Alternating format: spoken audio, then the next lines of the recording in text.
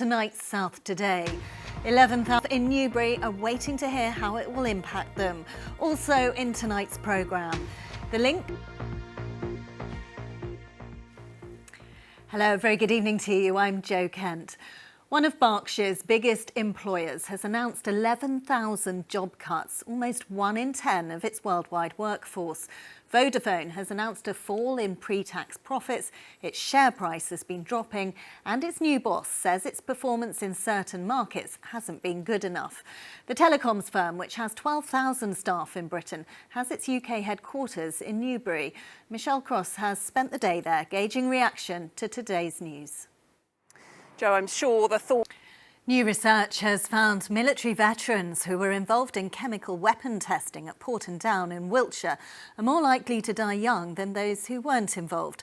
The study looked at the health of 16,000 former volunteers and found those who took part in trials in the early 60s in particular were at greater risk of dying early. Matthew Hill has more. MPs have met with families from the south whose children killed themselves while at university. They're calling for a change in the law so universities have a legal duty of care to their students. Well, let's get more on this. Tom Hepworth joins me in the studio. So, Tom, what's led to this? Well, Jo, this has come about because of the number of students taking their own lives. The committee heard that in 2020, one student died by their own hand every 6 days in the UK, and a quarter of students now have diagnosed mental health conditions. The parents and families... So, Tom, what does the law say at the moment? Well, Jo, at the moment, the law doesn't say that universities have a legal duty of care at all. In fact, families argue that the universities owe their staff a greater duty of care through employment law than they do their institutions themselves, so that they have made progress recently. Take place on this next month. Tom, thank you very much. A 2-month-old baby donkey has been stolen from a field in Hampshire. Moon, with any information. Now, Reading's new railway station at Green Park will open to the public in less than a fortnight's time. It's one of just a handful being opened across the entire network this year, as Jo Campbell reports. Do stay with us, plenty more to come, including the weather and in sport.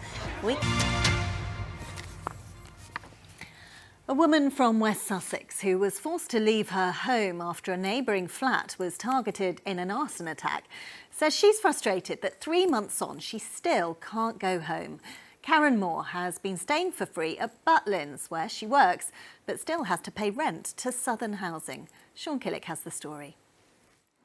Now, getting out to exercise and explore new places. We know it's good for the body and the mind. However, as we get older, it can be harder to do. So could virtual reality help us realise better health as we age? Well, an Oxford care home has been testing this theory, and Sarah Loudon has been along to find out more. Good idea, isn't it? I've seen the headsets before, obviously, but I've not seen those mini treadmills. That's my kind of treadmill, sat down. That looks great fun, doesn't it? Well, talk about being fit and healthy. Let's move on to the sport then, and we're talking rowing, aren't we? So often the kind of the source of gold medals for our area, isn't it? When you think of the Olympics, Steve Redgrave, Matthew Pinson, but Tokyo was the worst Olympics in 49 years for the Olympians. Better Paralympics, but there's definitely a rebuild going on, and this is a big month. 62 hours not hanging about. Obviously got a bit more money now with Bill Foley in charge, and 30 million. It's a lot of money, but a good player. Be interesting to watch, won't it? Yeah, what happens. Certainly making moves.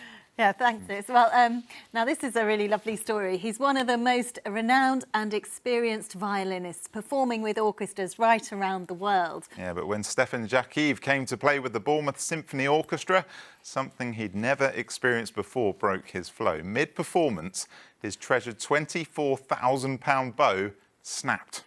Apparently, it's something that's almost unheard of.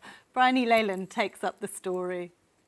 And cool as a cucumber, wasn't he? Definitely won't forget Paul. Bows are made out of horsehair, aren't they? You Yeah. would have thought that £24,000, that's got to be made out of unicorn hair or something. Yeah, a lot of money Good for a bow. Yeah.